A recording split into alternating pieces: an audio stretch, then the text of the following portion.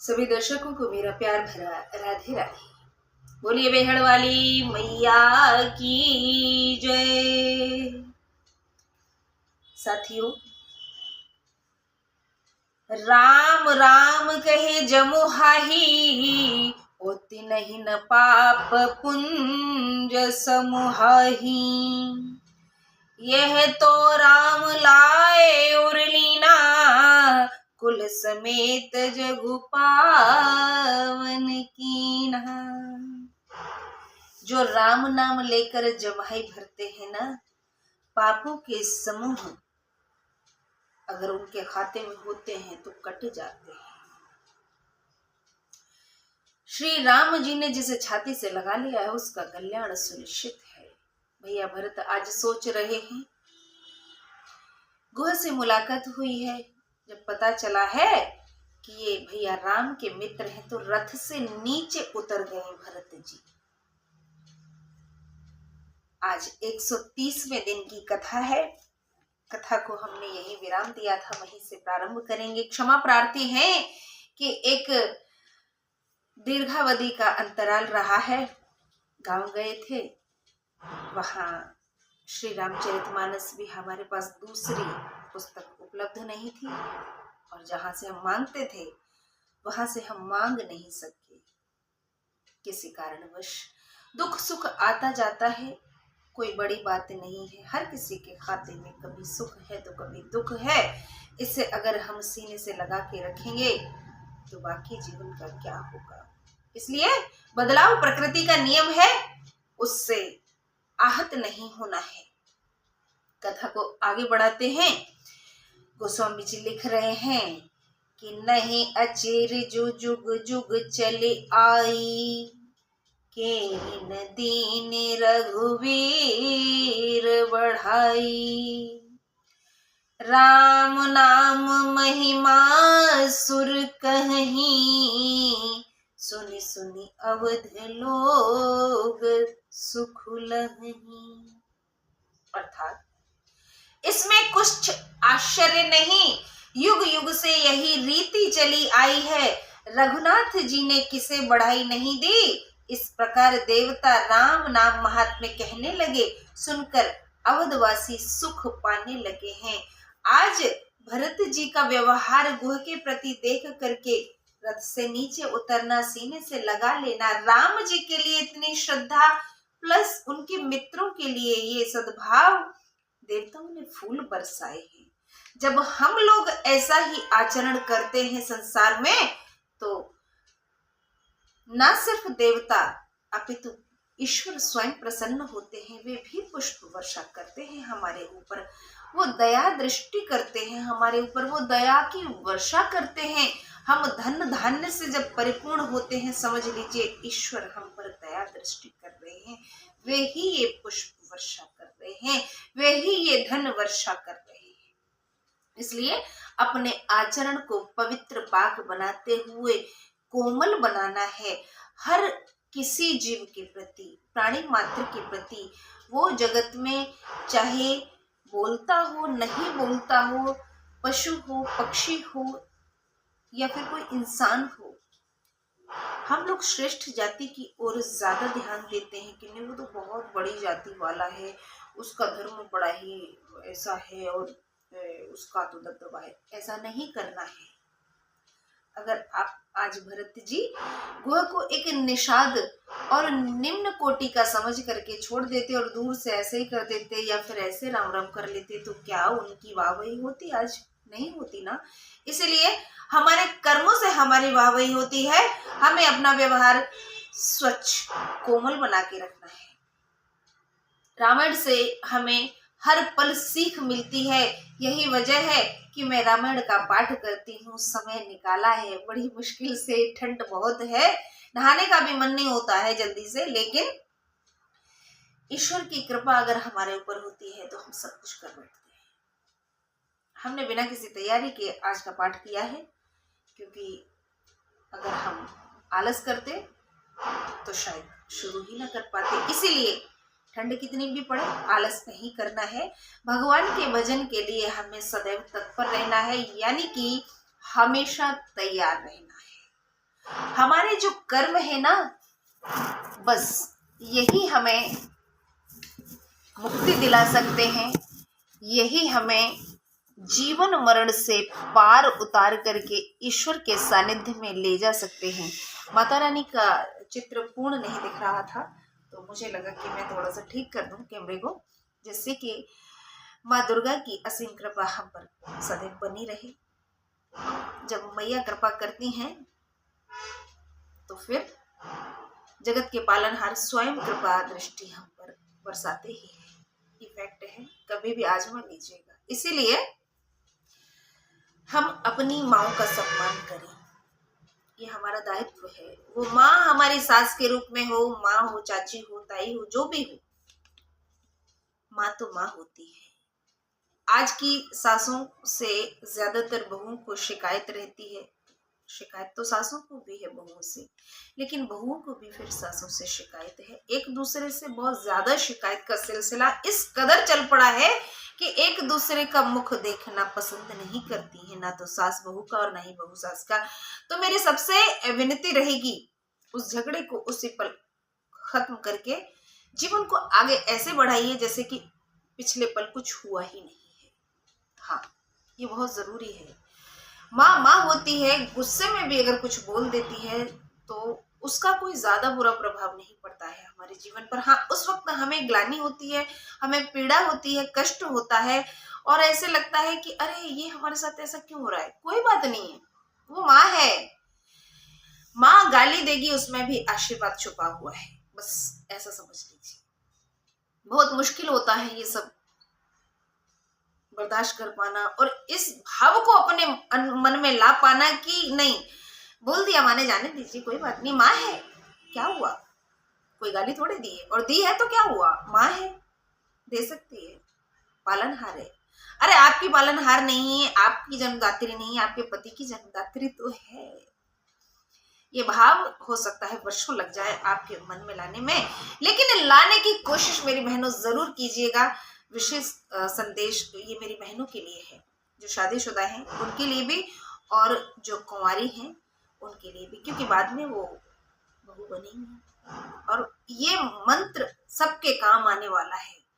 ये एक ऐसा मंत्र है जो हमारी गृहस्थी को बड़ी ही तारतम्यता से लेके जाएगा, बड़े ही आसानी से स्मूथली लाइफ हमारी गुजर जाएगी। जब हमारे मन में ये भाव आ जाता है कि क्या हुआ, माँ ने बोल दिया तो ठीक है, कल ही तो बोला था, कौन सा आज बोला है, जाने दीजिए। बस आपकी गृहस्थी कैसे यूं चुटकियों में और बड़े प्यार से निकलेगी पता भी नहीं चलेगा। इसलिए हमें अपने मन को कोमल बना के रखना है, क्योंकि हम ईश्वर के बच्चे हैं। हम भले ही इस पंच तत्व से बने हैं, इसी में विलीन हो जाएंगे, लेकिन हमारे अंदर जो आत्मा वास कर रही है वो प्रभु का अंश है। इसलिए हर व्यक्ति में ईश्वर बसता है। कभी किसी का अपमान मत कीजिए, सामने वाले ने आपका अपमान किया है तो भी नहीं करना है। ये भाव लाना मुश्किल है, नामुमकिन नहीं है, वर्षों लग सकते हैं, लग जाने दीजिए। अगर ये भाव हमारे अंदर आ गया तो समझ लीजिए कि रामायण को हमने आत्मसात कर लिया है। भैया भरत आज राम जी के भक्तों का, उनके मित्रों का ऐसा सम्मान कर रहे हैं जैसे कि भैया राम का करते हैं। इसीलिए हर जीव का सम्मान करना है, क्योंकि कहीं ना कहीं वो लोग भी ईश्वर पूजा करते हैं, उनका भजन करते हैं, तो हमें उनसे जुड़े हुए लोगों से नफरत नहीं करनी है। तात्पर्य यह है कि किसी से भी नफरत नहीं करनी, क्योंकि हर जीव ईश्वर का अंश है। आगे बढ़ते हैं। राम सखई मिली भरत सप्रेमा, पूछी कुशल सुमंगल खेमा, देखी भरत कर सीलु सनेहु, भा निषाद ते ही समय विदेहु। राम सखा गोह से सप्रेम मिलकर भरत जी ने कुशल क्षेम पूछी। भरत जी का शील और स्नेह देखकर उस समय निषाद राज विदेह हो गया, अपनी देह की सुध भूल गए हैं निषाद राज। ऐसा प्रेम देख करके कि वाकई में भरत के समान कोई नहीं है। वो तो दुश्मन समझ रहे थे, लेकिन ये तो राम से भी ज्यादा कोमल निकले। सकुच स्नेह मोदु मन बाड़ा, भरत ही चितवत एकटक ठाड़ा। धरि धीरज पद बंदी बहोरी, विनय स प्रेम करत कर जोरी।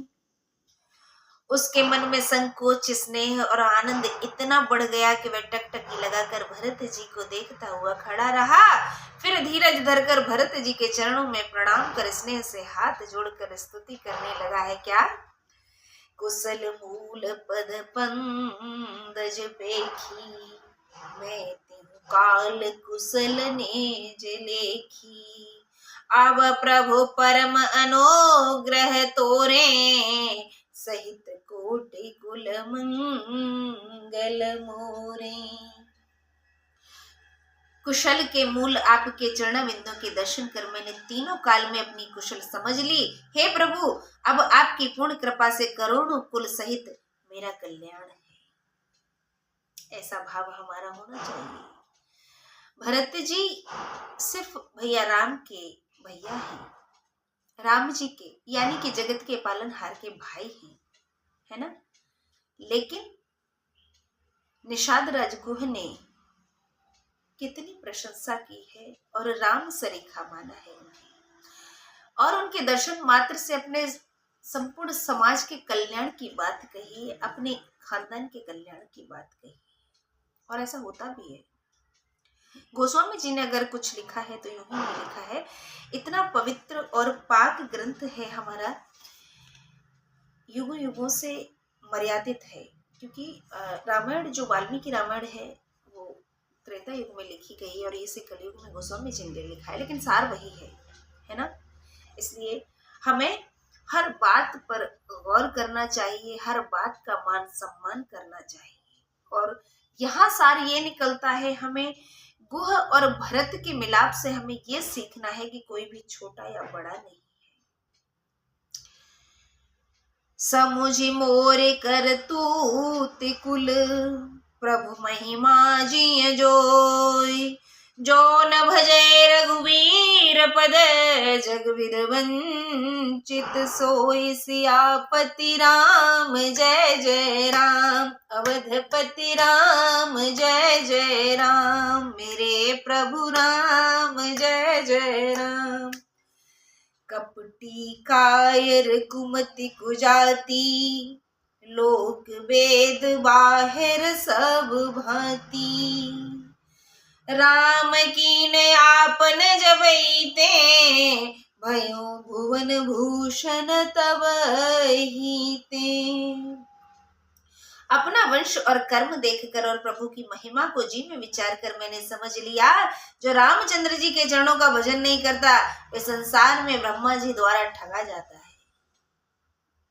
हाँ, अगर हम ईश्वर भजन नहीं करेंगे तो हमसे गलतियां तो हो ही जाएंगी, और जब गलतियां होंगी तो उनका दंड हमें मिलना सुनिश्चित है। लेकिन ईश्वर भजन जब हम करते हैं तो हमसे त्रुटि की जो आशंका है वो कम रहती है, यानी गलतियों का जो बोझ है वो कम तो पड़ ही जाता है, लेकिन गलतियां होने की संभावना भी बहुत कम हो जाती है। मैं कपटी कायर कुमति कुजाति, लोक वेद बाहिर सब भांति। राम कीन आपन जब हीते, भयो भुवन भूषण तब हीते।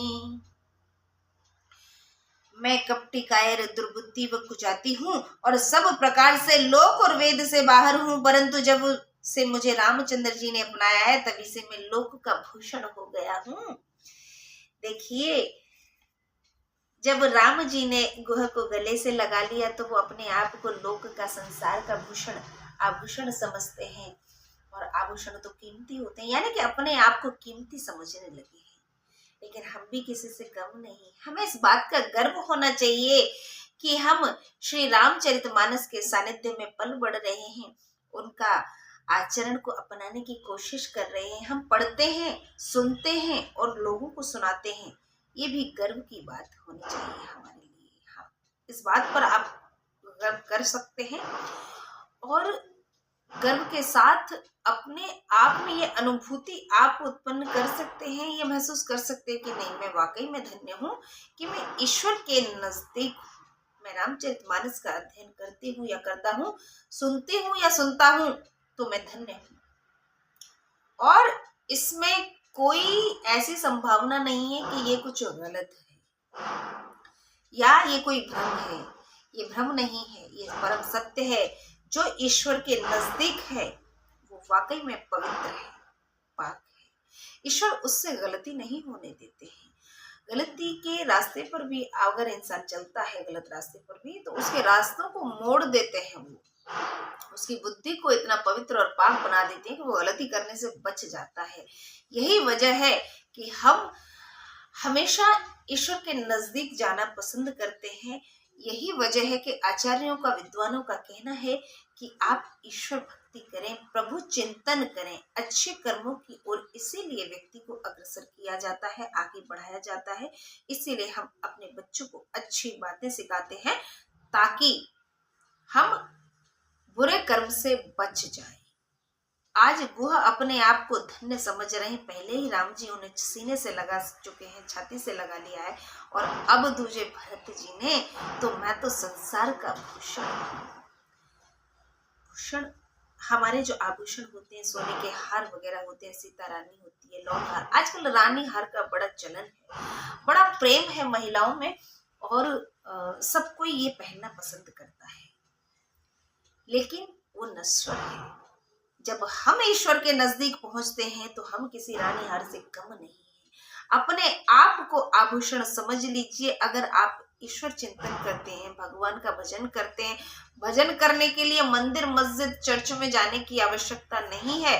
बस अपने कर्म अच्छे बनाइए, दूसरों की मुस्कुराहट का कारण बनिए, अच्छी बातें बताइए सबको, और आपकी वजह से किसी की आंखों में आंसू नहीं आने पाए।